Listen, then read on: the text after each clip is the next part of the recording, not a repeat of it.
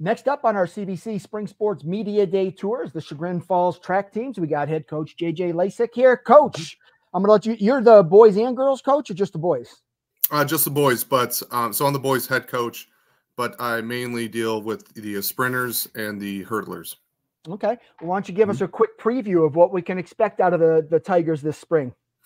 Well, I expect to make another run down to Dayton this year, no longer Columbus, but at Dayton, with our girls 4x8, and then with Mila Gresh in the mile. I expect those groups to really make like a deep run throughout the districts, regionals, and all that. Chagrin's always had a really strong track team. They always send kids down to Columbus. I can't get used to saying Dayton. I've said Columbus every interview for track, and so I'm wrong. But yeah, it's in Dayton this year. But so how does that legacy of Chagrin track, how does that help inspire the other kids to kind of do their part to keep that legacy going? Well, it's easy when you have a coach like Ken McClintock, who's been with our program for quite some time, and he just always has a plan going into the season, and he has a really good eye for figuring out that mid-distance type of athlete, and really programming great training in order to get the best out of those kids.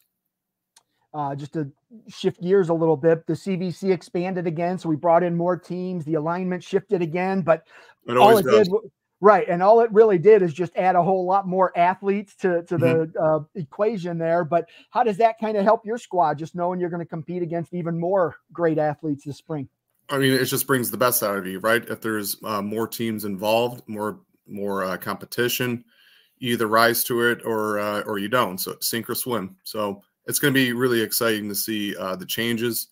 We're no longer going to Perry this year. We're going to West Geauga for CVC, so that'll be a huge adjustment. Our players have already spoken upon that they wish that they go back to Perry. It's kind of nostalgic for them. It's like, I don't know, it's something that the kids really look forward to, but that doesn't mean that they're not looking forward to going to West G this year. It would just be just a little bit of adjustment, but very excited to compete down there, especially with the teams that are going.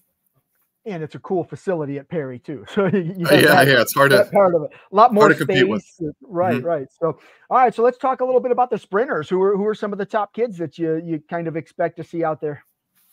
So, man, that's a great question, because as far as my group, it's a really, really young group, but a very hungry group. We have a new freshman who's joined our program called Ben. His name's Ben Ettinger. He's a soccer player. He's very, very fast. We also have Jay McGinnis, who's a sophomore this year, and he progressed really well in the pole vault last year. But this year, we kind of expect him to really do more than just pole vault, more than just a field event. And I would say that within our 400 group, we still have Jack Kittle, who was part of a great group in our 4x4 last year, who made it to regionals and the prelims. And so we're kind of looking for a lot of kids to fill in that 4x4 in every practice. It's a new name or a new face that kind of starts to coaches start to talk about as far as who can fill in those gaps. And then field events, who has a promising start here in the spring?